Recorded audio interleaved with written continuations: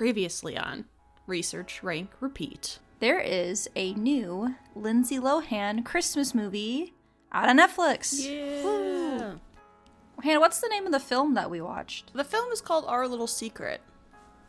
I think it was I fine. enjoyed it. Yeah, I think it was entertaining. You know, and it's like, when we go into these, like, Netflix films, it's like, I'm not expecting an Oscar-winning film. No. Like, I know what I'm getting. I'm getting, like, a cheesy rom-com, in this case, a Christmas movie. Like, I know what I'm getting. Right.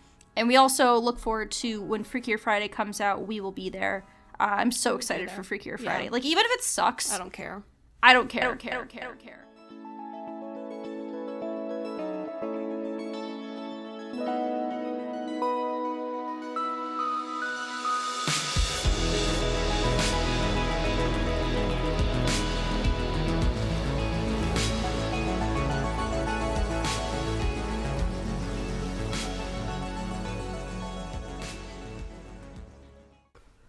Welcome. This is Research, Rank, Repeat. I am one of your co-hosts, Alyssa. This is Freakier co-host Hannah. And we are Fridaying into this Monday recording Yeah. of Freakier Friday. Yeah. It finally came out It came out. about a month ago. Yeah. I have the exact release date of August 8th. Yeah. So yeah, pretty much exactly a month ago. We saw it at the end of August. We did. I was avidly avoiding. The good thing was there weren't many like spoilers out there about it. Right, yeah. The only thing I told Hannah is on Reddit, they do like, you know, early previews, they'll like kind of show it, and I looked at that and I saw it was mostly positive, Yeah. and I was like, oh. I was like, great. Yeah. I didn't know, and funnily enough, no one I had known had seen it yet. Like, everyone's Yes. like, oh, I've been meaning to see it. Right. But I had heard that, like, overall it was getting positive reviews, which, one of those movies where I would have seen it regardless. I have a direct quote. Yeah. I listened to the end of our last episode because we were excited. I said, even if it sucks, I don't care, No. Alyssa. And you said, I don't care. I don't care. It was like when Hocus Pocus 2 came out. Right. We were like, even if it's absolutely awful, we were excited for it. So it's And just I an think added that is- bonus. yeah. I think it's an added bonus that, you know, it wasn't awful. I've been waiting for this movie since I heard it was coming out, like... Yeah, I think it was announced in 2023. Yeah. Or 2024. It's one of those movies that, like, I've been eagerly awaiting. Yeah. Very excited. You know, we love Lindsay Lohan. We're doing a whole series on her. We do. Yeah. And this is, like, her first movie that's come out for a theatrical release. In 18 years. Yeah. Yeah. Because the other movies we've done of hers have been her Netflix, like, 3-part Netflix releases. The Netflix movies or Among the Shadows. Right. Classic. Which we had to buy on YouTube for was it $20? It was a lot But of the fact money. that movie now exists Yeah. and is the only movie we own is just... Yeah. sad. It's kind of funny that is the only movie we own. Yeah. I also think we may have had to have bought the pilot of Pretty Little Liars because we couldn't... Or something. Yeah, we couldn't find maybe? something. We had to buy, like, You're right, one we did have to buy pilot show. something. We did have to buy something, Can't remember what. Maybe Yeah. MASH. Maybe? I don't know. Yeah, I don't exactly remember. Anyways. Yeah, I was really excited. So yeah, we took ourselves to the movie theater. We got some popcorn. You know, buttered it up ourselves with the straw technique. We snuck in water bottles. We did sneak in water bottles. And I want to say there were maybe, 4 to 10 people in our theater. There's people who came a little later. 10, because people came at filtered. I would say, like, less than 20. Less than 20. I think that seems But fair. it also was Yeah. a month after. And Right. Yeah, and was they like did a put us in Sunday. a big theater, too.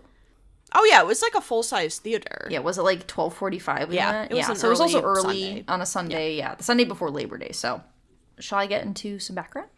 Yeah, let's do some background. Okay, so Freakier Friday, rated PG. Runtime surprisingly an hour and 51 minutes. It was pretty long.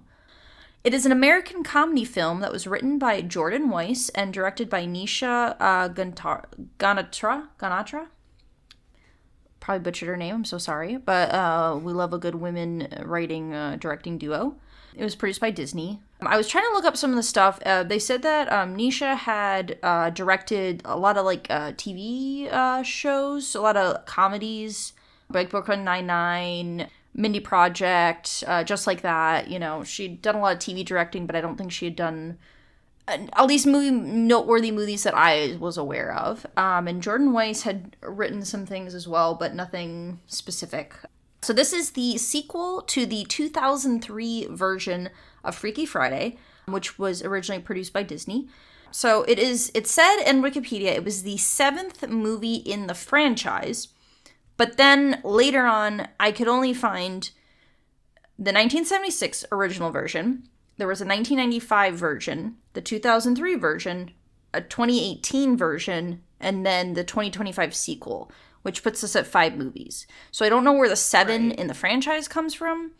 I'm not really sure. Unless it was like a there also was apparently a 2016 musical that was based on this 1976, 1995, and 2003 versions of the movie. So I wonder if they're adding like that and then I don't know. else? It apparently did not do well. It was not well received, is what I heard, considering I'd literally never heard of it before. Right. Yeah, did not do well. It was theatrically released on August 8th, 2025. Prior to the release, Disney hosted a Pink Slip reunion show where they played the hit song Take Me Away, I believe. I think it's called Take Me Away. Yeah, from the movie. And so it was fun. I remember watching that and being like, oh, look at them. It was fun to see them performing and then see like Jamie and Lindsay and like being Chad there, McMurray in the audience just like singing the song. Just like being there and having fun. Felt very nostalgic. So Jodie Foster was asked to make a cameo in the film, as she was the original body swap teenager from the 1976 version. But however, she was unable to film the cameo, so I don't know if she didn't want to or if she was unable to. It wasn't very clear, but just know that they tried to get her to do it. That's a shame. Yeah, I thought that would have been fun. In May of 2023 is when they announced the film. So, and I know how much you hate Jodie Foster, so it would have probably... that was a sarcastic, that's a shame. Yeah.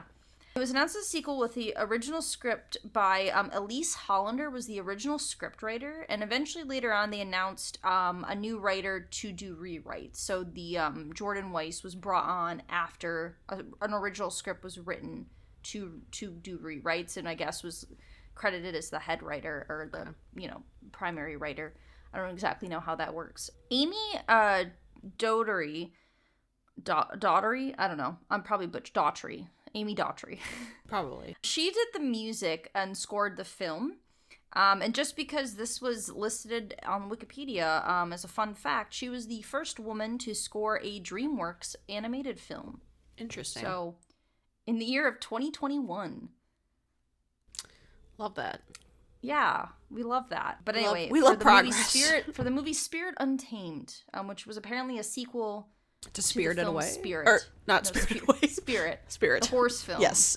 That brought about many a crush from a young girl. Not me specifically, but apparently Spirit is a lot of younger girls' like crushes. Is what I've learned. Interesting. Kind of how like the fox from Robin Hood was one of my young childhood crushes. Right. Spirit the horse was a slightly younger generation's, animal crush. Yeah. Mine was what was his name? The dog who played guitar in Animal Crossing.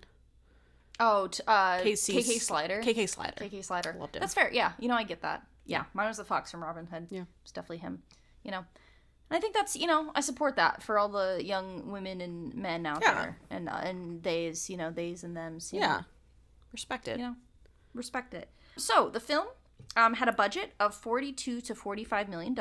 And so far, as of September 7th is what it said on Wikipedia, it's grossed $88 million in the U.S., $55 million worldwide for a total of $143 million. So, it seems like it's doing well. I know I said worldwide. Something. Yeah, I know. It's fine. I heard it come out of my mouth. I can't say anything. I've had multiple fumbles today already. I was like, it's too late. It's already happening. But so it seems to be doing well in the box office. It slightly beat the predictions of what they predicted it to be. It opened with the movie Weapons, which is that horror film. Yes. With that one girl from Ozark. Yeah. And Josh Brolin, I think, is in it. It looked interesting, but I was like, I can't see this in theaters. Maybe at a later point. It seemed like an interesting suspense kind of horror film. But anyway, it opened second to Weapons when it came out. Jamie Lee Curtis apparently was the one who pitched it to Disney to make a sequel. To said like, oh, well, make one where, she's a parent now. Lindsay Lohan's character is a parent. And then, I don't know if she, like, but she was, like, pitched a sequel. Well, and she also persuaded Lindsay Lohan to do the film as well. Yeah, and they did a lot of press before this movie came out, and I watched an interview. I can't remember it might have been with, like, Variety or one of those places. Yeah. And Jamie Lee Curtis was like, we almost had to wait until, like, she was a mom and, like, we're at the ages we are, because that's the only way it would, like, make sense to do it. I think so. And so I'm like, oh, that's cool that, like, she had always wanted to do it, but was waiting for the right time. Yeah. And then just a little fun teaser, which I did pick up on and handed as well in the film, is that a wedding date in the film is set as October 3rd, which is the famous date from Mean Girls, which is a Lindsay Lohan film. Fun fact, friend of the podcast, Abby, was married on October 3rd. Love it. As I'm sure many people have been. Yeah, so, I can always remember when her anniversary is with her husband. October 3rd. Easy to remember. It's October 3rd. Just another interesting fact. Mark Harmon, who plays the stepfather of Lindsay Lohan's character, I don't remember what his name is. Oh my god, why? He's, like, mentioned multiple times in the first movie. Yeah, I know. I just can't remember his name. Ryan. It's Ryan. Yes, who plays Ryan, Tessa's husband. This was apparently his first non-NCIS role in 13 years. God. He hasn't done another... I mean, to be fair... He, I'm sure, makes so much money from NCIS. And also, people who do network TV shows, they film a lot. It's like, I know Ellen Pompeo, who played Meredith Grey in Grey's Anatomy, was talking about how, like, you can't really do other projects because you're filming, it's pretty grueling, like, so many months of the year, and you just don't have time. Yeah. Especially when, like, he's like the main person on that show. So, but I was, like, thinking about it, and I'm like, oh, yeah, I guess I really haven't seen him in anything at all, but that makes sense. Yeah. Which you brought up earlier, but it was Lindsay Lohan's first theatrical release in 18 years. Yeah. A movie that we have not watched. It came out in 2007. It's on our list to eventually cover, list of films to eventually cover, which we'd like to get through the entire Lindsay Lohan catalog slowly, surely. Yes. But last year it was like 3 came out all in a quick succession. Yeah. So we'll get to them eventually. And just as another little fun fact, many of the original cast reprised the roles, including all the members of Pink Slip, even those without, like, actual speaking roles. So the drummer and the guitarist both came back, the men of Pink Slip. Yeah. I don't think they spoke once the entire movie. No, the one guy did, like, a nod on stage to her. Yeah. And, yeah, it was pretty much, like, almost everybody. Well, and the whole family, minus, I'm assuming the grandpa probably died. The actor. He did. Okay. Harold Gould, I believe his name. He did die. Relatively old in the first one. Yeah. Mm-hmm. But even, like, the brother, who I'm assuming doesn't act anymore because he just made a brief cameo at the end. And then the 2 Chinese restaurant owners. The teacher. Yeah. Edmund Bates. Yeah, like, they brought back Chad Michael Murray, obviously. But yeah, they got... honestly, it's kind of... I think it's a good sign when a majority of your original cast all agrees to come back for a film. Yeah, I think because we've seen a lot of TV show reboots, and I've heard a lot of things about how, like, certain actors and actresses don't want to come back, but you're right, to have, like, 90% of the original cast, like, main people at least, be like, oh yeah, like, I'll come back, is, like, a really good... I think it speaks to probably having, like, a good experience on the first movie. Yeah. That they were wanting to come back and do it. One of the promotional things I saw is the actress who played, I know her, do you remember that show Taina? It was on Nickelodeon. Yeah, that sounds familiar. Yeah. Anyway, she's the singer of Pink Slip. Yes. I can't remember her name right now, but she was saying that in the first movie, Lindsay Lohan used to eat, like, apples and something together.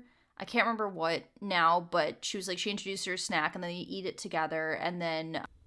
when they started filming this movie, she was like, we did it again. We ate the snack again, and it was, like, nice. And I'm like, that's nice. I gotta imagine, too, it's gotta be such, like, a nostalgia... Like, it was such a nostalgia feeling to watch that movie, but then to think about these people who... It's been so long, and a lot of them probably haven't, like, maybe seen each other. 22 years. Right. Yeah. And just to, like... Film. I'll speak on it later, but just to feel like all that chemistry was still there between a lot of the original cast members, like, it was nice to see that. At least it came off that way in the film. Yeah. That the chemistry was still there after all that time, so, yeah. But yeah, so that's, and my last little bit before I get into my summary. Yes. It has a Rotten Tomatoes score of 73%. Yeah. Metacritic of 60 out of 100. Cinema score of A, which is higher than the original Freaky Friday. That was given an A-. I thought that was interesting. A 3.3 out of 5 on Letterboxd, and a 6.9 out of 10 on IMDb. Okay. Relatively positive reviews. Yeah. So I kind of mentioned that earlier, but mostly positive reviews from critics. And I have my summary. This is not written well. I'm just going to say that now. But here's my summary. Anna Coleman is a mom. Works for a music production company. Co-parents with her mom, Tess. And has just stumbled into an attractive monk from Jacksonville, Florida.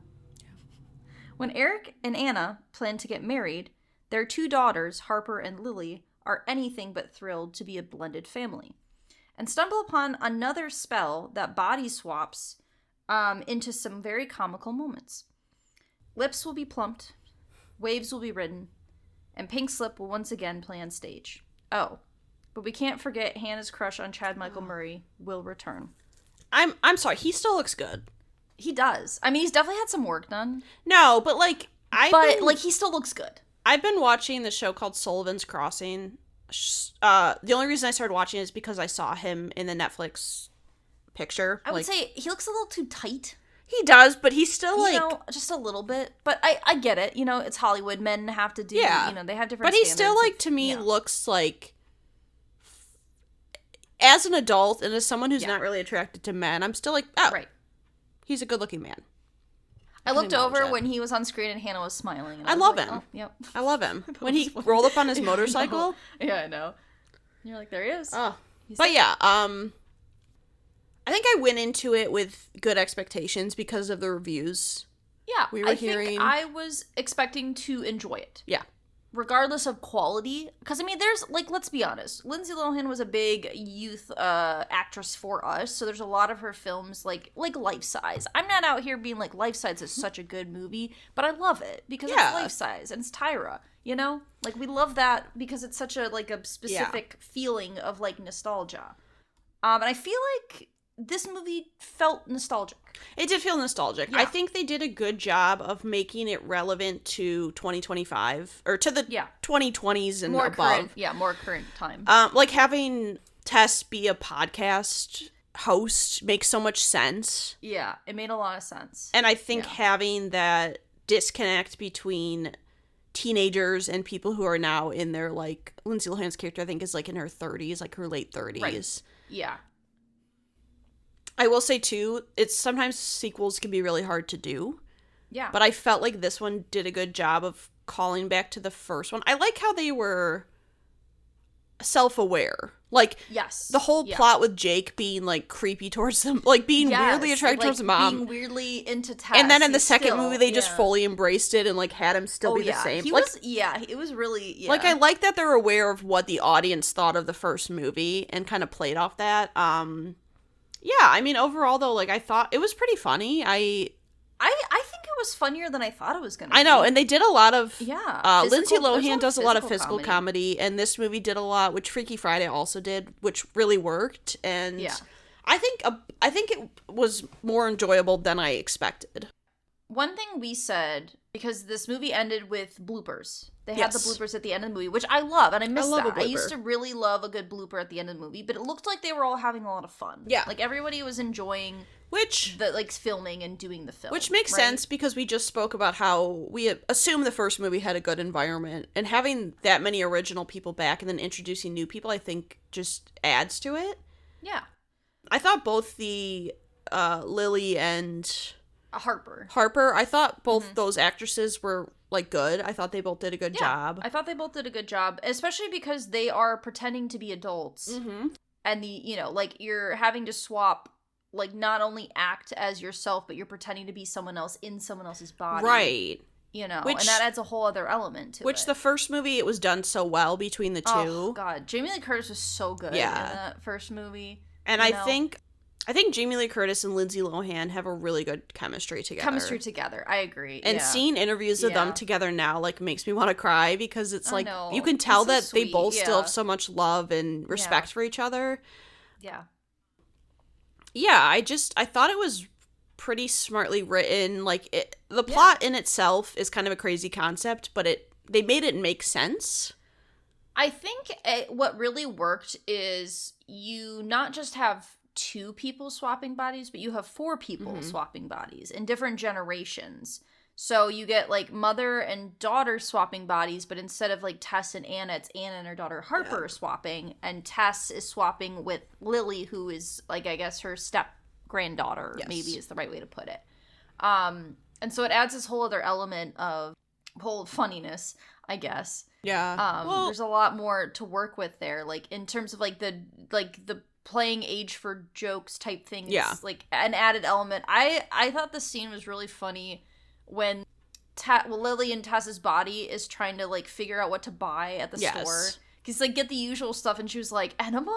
Just, like, you know, grabbing, like, adult everything. diapers. Yeah, adult diapers. Like, she's just, like, panicking, grabbing stuff. Like, I thought there was a lot of, like, really good, funny comedy elements to that that was, like, well done. Well, I think doing, like, if they had done this movie and just done, like, a 2-person switch again, I think it wouldn't have worked. But I think I might have said this in the first movie.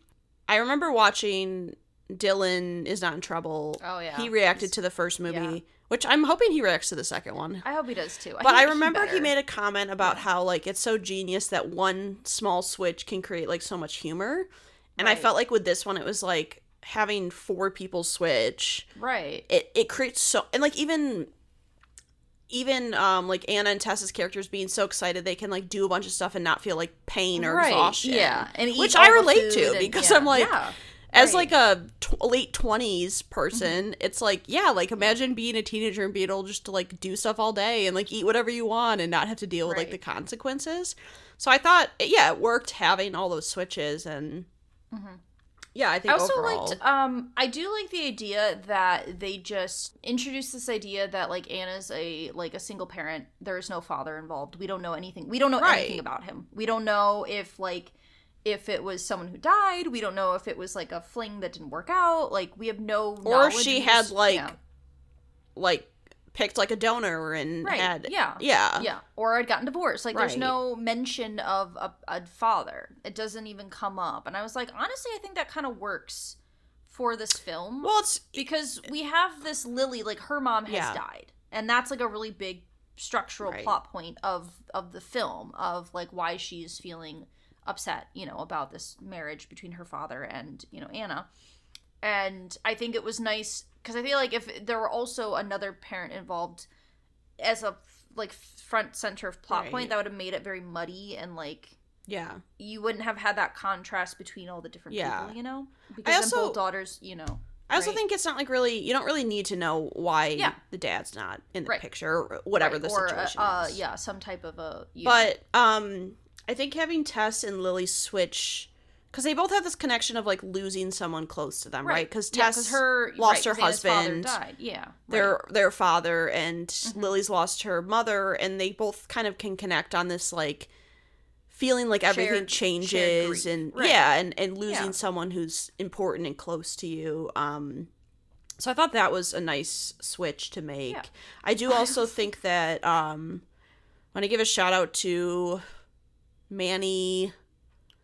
Jacinto? Yeah, let me look up how to pronounce He plays Jason from The Good Place. He's so attractive. He's very attractive. Cute. Me and Alyssa left the theater and we're like, he should be in more rom-coms because he's very charming. He was a great, like, leading man. Yeah. I was really charmed by him. Yeah. He did a lot of physical comedy. He was rolling around in the waves. I also didn't know how he would be as a lead actor because I've seen him in, like, play, like, side roles. But, yeah, I was really impressed by him. He was, like, believable. Manny Jacinto. Manny Jacinto. Jacinto. But I thought he was, like, really, he really could hold the attention as, like, a main lead. Especially as being a new introduced adult, like, romantic interest to the movie. I thought he worked really well in this film. Like, a good addition. Believable, Yeah, he had good chemistry with Lindsay Lohan, which... The thing I found about her is, like, she seems to have good chemistry with everyone she works with. She does. Well, I mean, I feel like that was a big... Her being a successful child actress, you know, and a teenager is, like, I feel like... Being able to, like, work with a lot of people. Yeah, right. I loved having...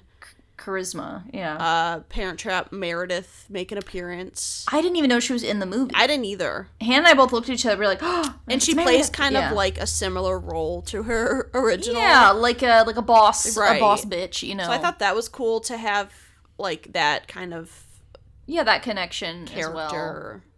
Draw to another film. Maitreyi, what's her last name? I don't remember Maitreyi. She's from Never Have I Ever. She's the main actress in that, Davy. I thought she did really well. Like, she was really funny in the role, and it did a good job of playing, like, a 20-year-old, like, who's just been broken up with and is kind of going through it. Yeah. So I thought, like, all the new people they brought in, I thought did a really good job of fitting in with the cast and, like, adding to the movie. I like the Ferris Bueller call. Yeah.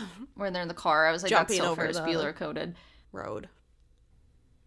One thing that I thought was interesting, because I was like wondering, when you told me the movie was an hour and 51 minutes, I was like, that feels like it's really long. And I didn't feel like when I was watching the movie that it dragged at all. Like, I was like, I felt like it was appropriate length. Like, you probably could cut a few very specific small scenes out and it wouldn't change the movie. Right. But I wasn't like, this movie is too long, you know? No, it didn't feel too long. Oh, you know. I don't know. There's a lot of, like, I thought all this stuff with, like, Anna and Tess and Jake was really funny, having him. Yeah. Like, the scene where they were in the record shop. And the scene where they're in the record shop and Lindsay Lohan, like, he's like, I know what's happening. You're having a seizure. Yeah. And then Tess, like, Jamie Lee Curtis is just crawling around on the ground. Or a stroke. I think he said a stroke. Yeah. Yeah. Oh, you're having a stroke. Yeah. Right. That scene was so uncomfortable, but so funny. I was like, I think at one point I went like this. I know. Like, I was like, I can't look. Like, it's so awkward. And it reminded me, I don't know if this was, like, meant to be that way, but it reminded me of the first movie when they're looking for, like, the earring on the ground and Jake sees them. Yeah. So I'm like, I wonder if that was supposed to be, like, a parallel. Call back to that. I don't know. I thought... Also, the limp plumping when she's taking her passport photo. Yeah. Yeah. And she's like, just like the biggest lips. Yeah.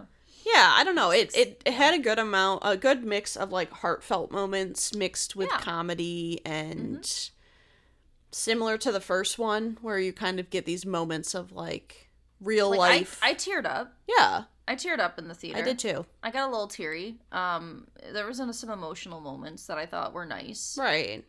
I really liked that they covered Take Me Away. Like, they did the Pink Slip song. They also did Ultimate, which was a Lindsay Lohan's, she sang at the end of the film. Right. They did recovered that as well at the end. Yeah. And I was like, that's nice. Like, a nice callback too. I liked having both those songs as well. But yeah, you know, honestly, a solid movie. Yep. Like, I really enjoyed it. I think there's a lot of good. I saw something online that people were like, this is a millennial movie. And I'm like, yeah. I'm fine with that. I think that's fair. We deserve something after all the shit we've been put through. And deserve some joy in our lives. You know, we should get a few nice things. It feels like a rewatchable movie. Like, I would watch it again. Yeah. I'd watch it again. I think Mom would really like it. Yeah. It also felt relevant without being, like, cringy relevant. Yeah. Like, I think a good example, I don't know if you've watched or if you're watching the show, and just like that. I've seen some of it, I'm aware of a lot of the criticisms. I think one of their issues is they try to be too, like, of the times, but they push it too far. I think this movie did a good job of, like, being aware of it, but also I think it worked because they were like Jamie or Tess was always like, what is happening? Like, very like aware of, like, this is so strange and this is so weird. It was very, like I said, the movie was, like, very self-aware, which I like. Yeah. There were some funny lines that I, like, laughed at. Oh yeah, for sure. I don't think there was, like, there were some things that I didn't think were as funny as they were making it to be, but also I was like, you know, it's. But I think I did laugh. I think I laughed more than I was like, ugh. Yeah, no, it was, and I did really like the scene in the record store, but I liked it, but it was so awkward, but was, like, in the way that it should be. In the way it should be, yeah. Like, it's like some of the scenes of The Office where it's so uncomfortable, but it's like, it should be that way because that's realistic. It should be that way. Yeah. I would agree. Yeah. But yeah, you know, honestly, I had a good time. Solid movie. I really don't have a lot of complaints, you know? I was trying to think, I'm like, is there anything that I would, like, want to comment that I, like, disliked, and honestly, I don't really have. I had the thought of, like, much, yeah. I had the thought of, like, Lily and Harper, but I think they set it up well because one of my thoughts was, like, I wonder if Lily and Harper's them all of a sudden being bonded at the end seemed too quick for it only being a day, but I was like, but they do go through a lot of situations where it kind of brings them both perspective on how the other one is feeling. Yeah. And where they're coming from. Yeah. So I think it that was 2 days. Well, a day or two, yeah. Day. Yeah. But I think I think it was at least 2 days. I think overall I'm like not mad about it. I thought, but like you said, it moved pretty well through the plot. It wasn't too just boring. I think if anything, I think the only character I thought could, but it's hard because it's like I feel like Tess, like Jamie Lee Curtis's character, probably got the least development of all of them. But also, I'm like, she is like a grandmother, and like is not necessarily the one that needs, the biggest shift. So like, it's hard, because I was like, I feel like she didn't get a ton in terms of like growth, but not that. But I was like, but also, does she need? But she's in a place where she's been married for a while now, like has a solid marriage, right? And it's like Anna's dealing with this potential change of location with her family, and like Tessa's thing was like them moving away and like trying to be as busy as possible. But I think it kind of makes sense that she didn't have as... It does. Because I think in the first movie she kind of got that shift. I just want Jamie Lee Curtis. I just love Jamie Lee Curtis. I know. I think that was part of it, but I had that thought because I was like, but no, it makes sense because, it does. Like, you need to focus more on the girls, and like Anna's character is the one who's like the focal, character. So, but I was like, Jamie Lee Curtis is so great. Yeah. Big fan. Yeah. But yeah. All right. Ready to go over some favorites? Yeah. Let's do it. Favorite character. I had a really hard time with favorite character. I ended up picking Anna, so Lindsay Lohan's character, because I think obviously she's the lead, so she got the most to do. Yeah. And I think it was fun, like her playing her daughter in her body, right? Yeah. I think was fun. And she does well, like, obviously she does comedy well, like, she's a good comedic timing. I don't necessarily want to compare to Amanda Bynes because I don't feel like they're the same type. They're not, they were coming up at the same time, but Amanda Bynes was so good with, like, comedic timing in the sense of, like, like, over the top kind of, like, she knew how to do, like, a comedy scene. But I feel like Lindsay Lohan's more, like, more nuanced, but, she just knows how to be in a scene. If that makes sense. Yeah, it's like you always feel her presence in a scene, even if she's not, like, the focal point. Right. If that makes sense. Like, that's kind of, I think she does well with that. Yeah. Yeah. But yeah, so I picked her. But Tess, I almost picked Jamie Lee Curtis, too, because she had some funny scenes. Her crawling around on the ground made me laugh. Because I went back and forth. I picked Tess, and I think the reason is, like, specifically this record store scene and the scene in the pharmacy with her trying to like grab products and then like, play like lady with like a limp plump, and at the end of the movie when she's like sees the picture of her and the author meet the author. But it's hard because like you said, it's I think if I could pick, I'd be like them as a duo just because they feed so well off each other. I put Tess close second was what I wrote on my thing. But they're both solid, obviously solid. Both solid actresses in their own ways, and favorite scene. Ooh, I did too. Comedy. I picked the music store scene. Yeah, because that was the one that I got the biggest reaction out of me. One, because Chad Michael Murray's in it, but also you have Anna, like Anna's daughter, trying to flirt as her. You have I don't know why Lily trying to give her instructions on how to flirt without knowing how to flirt. Yeah. And then, as Jamie Lee Curtis, she's just crawling. Yeah, it just, like, it was all done well. Yeah. Like, of trying to pretend to flirt as a teenager who doesn't know to, like realistic. Like, I think that was, it was really realistic, and I think was played very well, comedy-wise. The other scene, I really liked the scene near the end that was, like, very emotional, and, like, obviously you have, like, the bonding, like, mother-daughter bonding stuff I thought was really well done, like kind of towards the end of the movie when they get like they get each other, made me tear up. So that one too. I definitely the record store shot or scene for me as well, because it was like controlled chaos. There was so much happening, but it was the cuts back and forth between all the characters. It's funny. I also really liked, it was a really small scene, but it was Ryan. Oh yeah. And he was kind of talking about how like oh, like, Tess is so worried that you guys are going to leave. Like, you're her whole world, basically. Yeah, right. Like, everything she does revolves around you. Right. Yeah. And I thought that was, like, a really sweet scene. And, like, I think that was kind of part of the insight I needed into how Tess was feeling as a character. Right. And I like that it didn't come from her, but came from, like, her husband, who obviously like, would have those conversations with her and would know how she was feeling. Yeah, I liked that scene, but too. yeah, there was a lot of scenes I could have picked, though. There's a lot of little small scenes, yeah. A lot of little small moments. ones that, I think were really nice, so. Favorite Lohan moment is one we've done in the past. I mean, I gotta pick her physical comedy in the music store. It's so funny. Like, she's just like, it's just so good. Yeah. Made me laugh so much. It's funny, too, because it's like, I have to remind myself that, like, she was playing her own daughter, like, playing a teenager playing her. It's, like, it's very impressive. Pretending to know how to flirt, you know, it just, like, it was well done. Like, I really enjoyed it. I like that. I also really liked, for some reason, when she was on stage playing guitar, I was just like, it just felt right. And I think, because in the first movie, she's, like, the one who doesn't know what's going on. Like, and stuff. And so I think to see in, like, the second movie, see her playing, I liked how she brought her daughter out with her and was like, you know, this is the inspiration. And just, like, seeing her play with, like, the girls was fun in the band. But, there, again, could have picked, like, a ton of scenes for her. Yeah. Favorite line, it's hard when we see movies in theaters, but I looked up one. One that I thought was funny is when they initially, like, see each other in, like, the mirror, and Lily and Tess's body is like, I look like a Birkin bag left to rot out in the sun. Like, that one, I was like, relevant to the times and funny. Like, that one made me laugh. I was like, that's a good one. Because like, I love the, I'm like the crypt keeper from the original It was, like, movie. on par with that one. Yeah, it was very similar, that one was funny. I can't remember the exact line because, again, like, we can't write them down.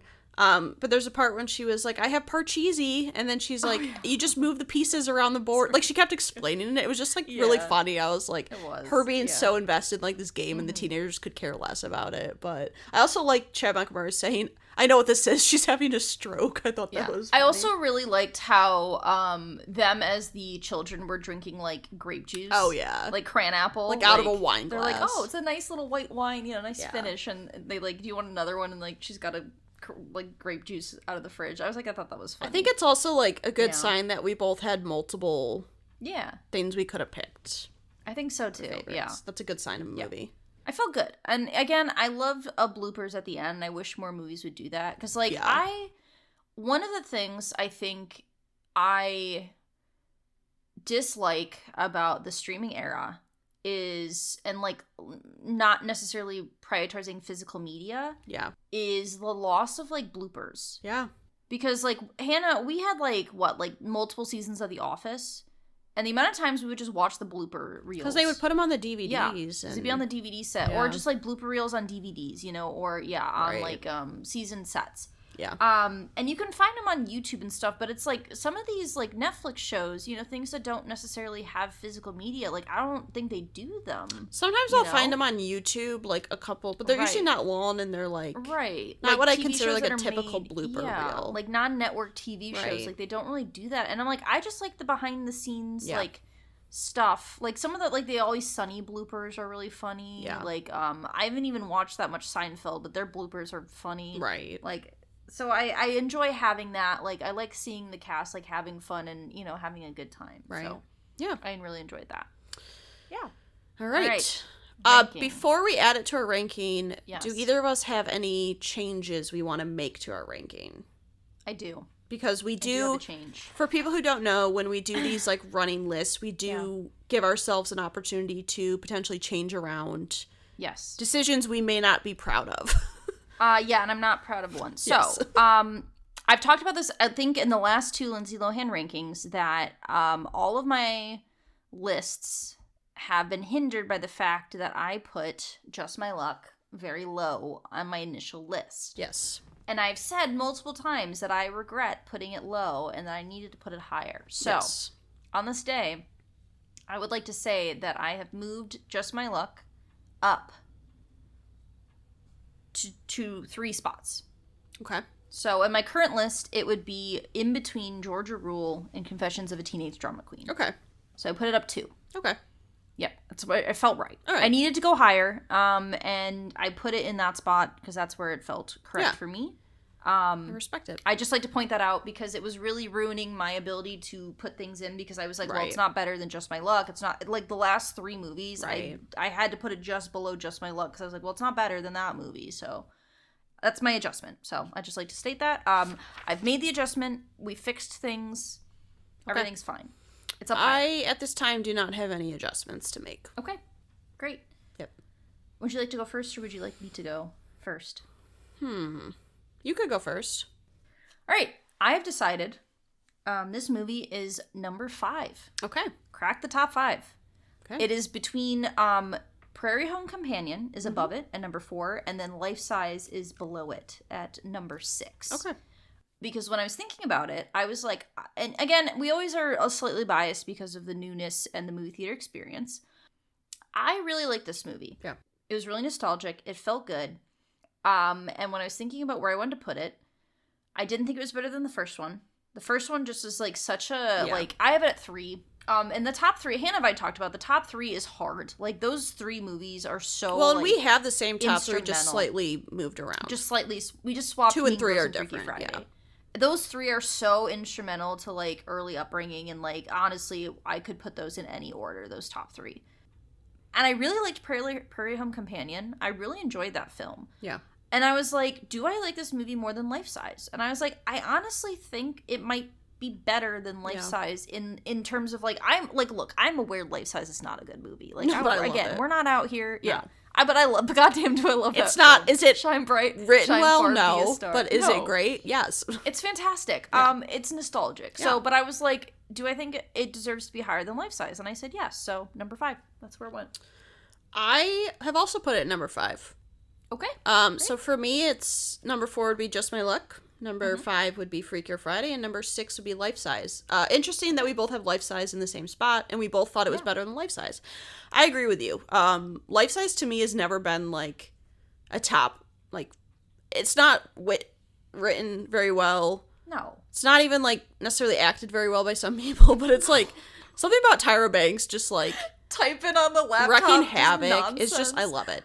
Eating the butter. And I really struggled between Just My Luck and Freakier Friday, so much so that I rewatched Just My Luck. Did you? Okay. I did. And something about Just My Luck, I just love that movie. There are some specific lines. Yeah. Like, the moon is, check your horoscope, your moon is in your anus. Oh my god, I'm like a coyote. Yeah.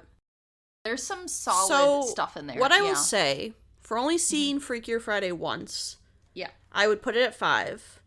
Although if I rewatched it, it potentially could swap with Just My Luck. It's just, as of right now, I've seen Just My Luck so many times. I have a really big, like, connection to loving that movie. But yeah, I thought, like, really solid film. I went into it thinking I would enjoy it more than her last 3 movies she had put out. Because they're, like, Netflix releases, and, like, they're fun. They're just not, again, not, like, maybe the best written things. But yeah, this one was legitimately funny. Had a really good cast. Car keys! Yes. Yes. You can't forget car keys. No. You know. But iconic yeah, line. It just, you know, it was really funny. It was really enjoyable. And yeah. So number 5, all around. Yeah, so I think at some point, maybe not this year, but next year, I would love to maybe check out Herbie Fully Loaded. Because we saw that in theaters. Did you see that with me? I went for somebody's birthday. I've seen it, but I don't know that it was in theaters. I think it came out in 2006, and I know was there. Yeah. And I was there. And I don't know if it was her birthday, or if it was, like, a different friend's birthday, and we went to see it. That I don't remember. I know I've seen it once, Maybe I can ask her about it. I don't remember. Yeah. But I know I saw it in a theater with her, and I don't remember whose birthday, who we went with. I just know we went to see it. Right. Specifically. So, but I haven't seen it since I saw it in theaters, I'm pretty sure. Yeah. But yeah, I would like to cover some of those, so. I agree. So we can do the full package. Yeah. For now, though, thanks for listening. Yeah. We have our email, r3podcast@gmail.com. We have an Instagram. We have a letterbox, which we will put a ranking out for this movie. I have already personally ranked it, so we can kind of compare. Too. Yeah. We have, I guess that's it for what we have. Yeah. But we will be back with another episode. We have a YouTube channel. Yeah, we have a YouTube channel, which basically is just all of our audio podcasts. Yeah. But yeah, we'll be back, and thanks for listening. Yeah. And thanks. See you next time. Have a Freaky Friday. Have a Freakier Friday. Bye. Bye. We would like to thank Joseph McDade for our intro music. He provides free music available for all kinds of creative use. The song that we used is called Sunrise Expedition, and you can find it and his other music on his website, josephmcdade.com. If you would like to reach us, you can email us at r3podcasts@gmail.com. That's R, the number 3, podcasts@gmail.com. Or you can find us on Instagram by searching Research Rank Repeat. Join Planet Fitness today and save $28 Don't join or Planet more. Fitness. Just $1 down, $15 a month. Sorry, there's an ad.